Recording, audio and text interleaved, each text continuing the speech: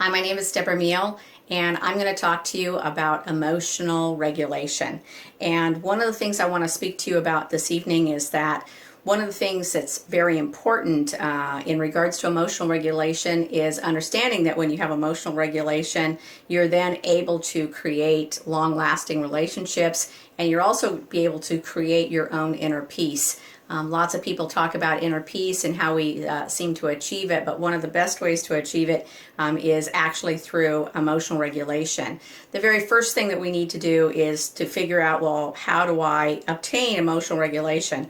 The basis is, first of all, some type of mindfulness practice. Mindfulness practice is that you are aware of your own negative thinking or your own positive thinking, quite frankly. But you just start becoming aware of your own thinking, and you're aware of how you want a particular situation to turn out or not to turn out, and your attachment to that particular outcome. So when we have a particular thought about what it is that we want, then we also have a particular emotion that goes with that. So again, I'm going to reiterate, there are 4 ways to solve any particular problem that you can come across. The first one is that you can leave or get out of the situation for good. It doesn't matter what that particular situation is, but leaving and get out of it is one of the ways that you can solve the problem. There's a great book called Don't Shoot Your Dog.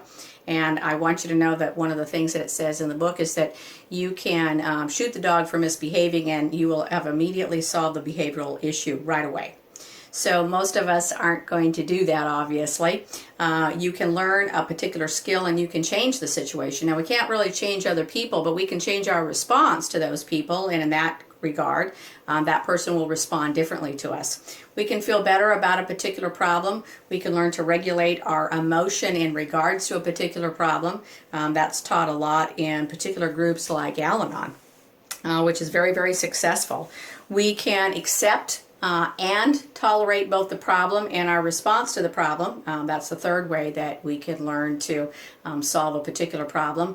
Or we can stay miserable. And if you choose to stay miserable, I'm probably not the counselor, the pastoral counselor for you, or the coach for you. And DBT, dialectical behavioral therapy, probably won't work for you. DBT has an 87% success rate in helping people achieve emotional regulation, but I want you to know it's absolutely not for everybody. It's not for those people that are still stuck in kind of that victim mentality of that everybody is harming me, the world is harming me, God's harming me, that every problem that I have is, again, a problem where I feel like I've been victimized by my community or by my world or by my God or by whatever. So in that regard, staying stuck in that doesn't allow you to move forward to manifest new things, new positive things in your life. So there are 6 points to emotional regulation. And again, getting emotional regulation down is really important if you want to manifest certain goals. I want you to know I'm a student of the law of attraction and quantum physics. And one of the things that I think people don't understand is how important emotion is in being able to launch your desires to the universe, whether you believe in a God or the goddess or a universal life force or whatever you believe in. Launching your desires doesn't mean that you're just, mamby-pamby milk toast about them. Launching your desires means that you have an internal desire, that you have a particular emotion that's attached to what it is that you want. And so you use that emotion to be able to create a frequency, a vibration that actually matches that particular thing that you want.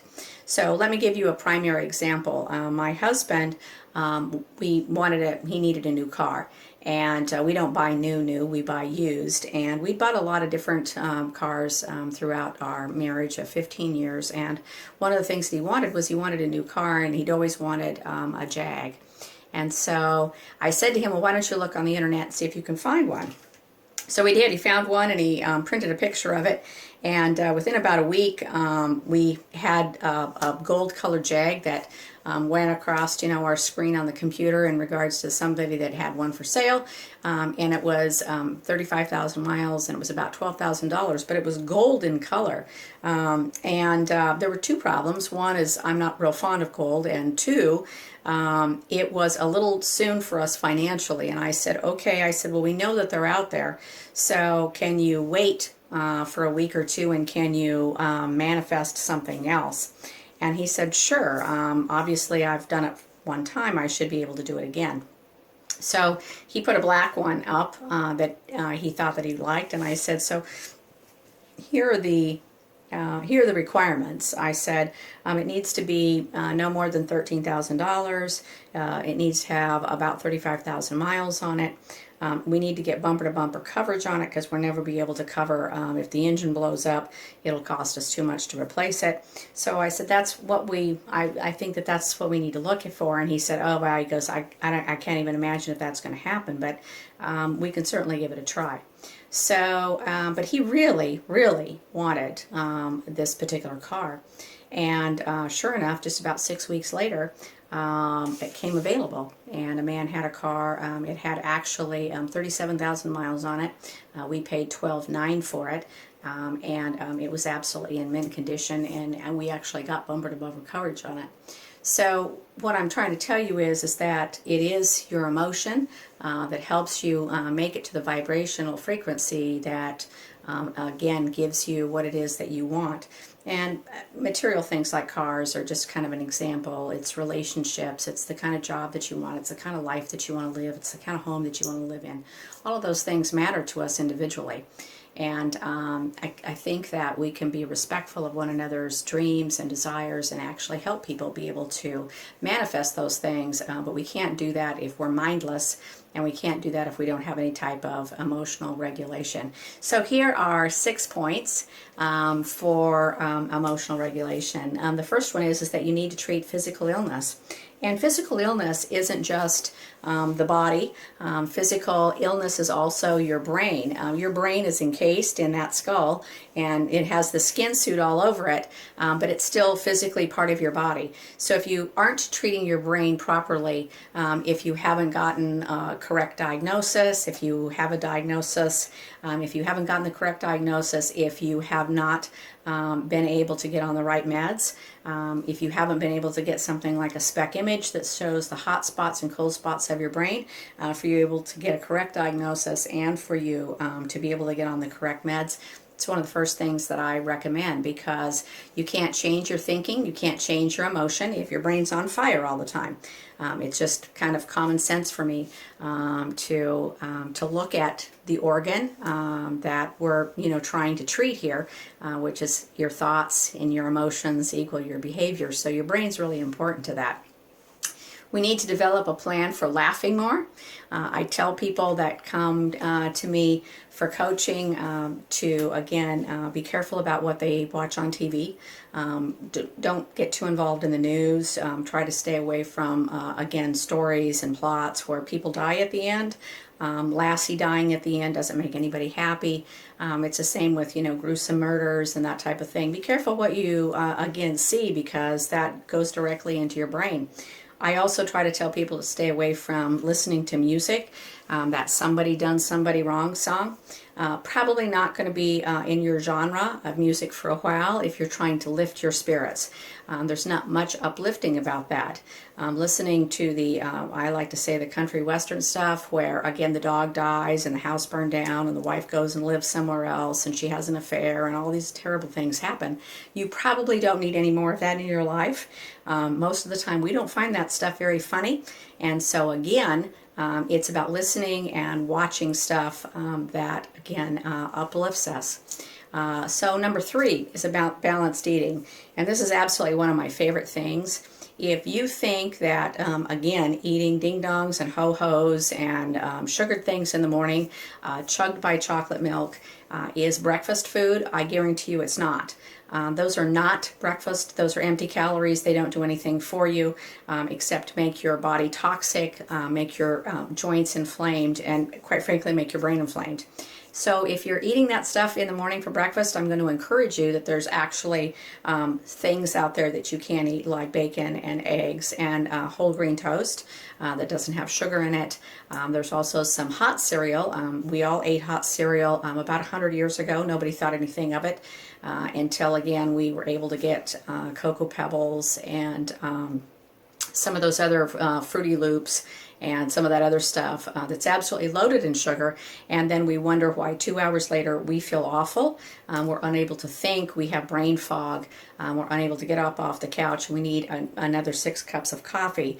That's not the way that our bodies have been programmed to respond, and I realize it's inconvenient to not be able to eat that other stuff and just feel miraculous all day long. But again, you're going against the grain. You're actually swimming upstream if you're continuing to poison and eat those types of toxins that actually break down your body and destroy your ability to think clearly and to be able to get a hold of your emotions. And that launches us into my other little, getting on my soapbox about this, is that all those empty carbohydrates, again, don't do anything. They don't nourish your body. There's no nourishment to this particular temple. And I don't care if you're a Christian or you're a Buddhist or you're Hindu or whatever it is you believe. This particular skin suit, we're usually given just one of those.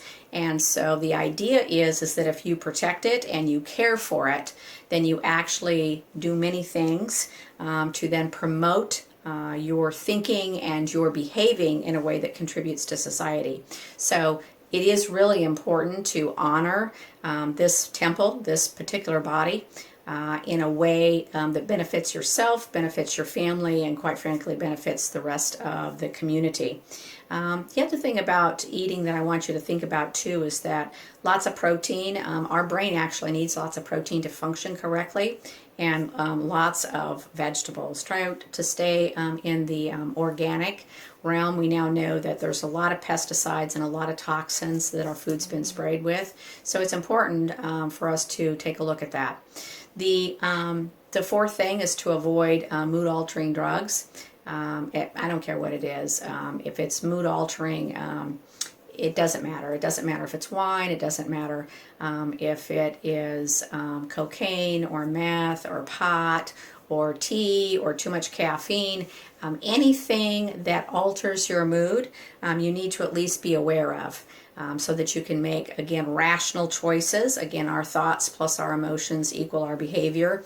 And if your behavior is not incongruent to who you are, then you need to be looking at that, mindfully looking at your behavior so that you can make changes. Balanced sleep is really, really important.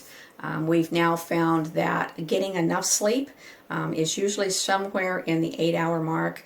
Now I know that there's those of you that are going to write me and tell me that you can function just perfectly fine on 4 hours, and I'm not going to try to argue with you about that.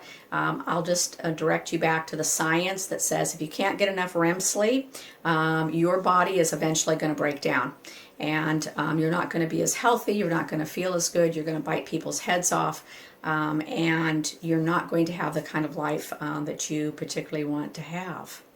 So getting good sleep, getting consistent sleep, getting into a circadian rhythm, which actually means that you're in bed before 12 o'clock at night, and you're getting a full restful 8 hours, really, really important. One of the things that we do here is that we teach our clients to start at 1,000 and take a deep breath and say 1,000.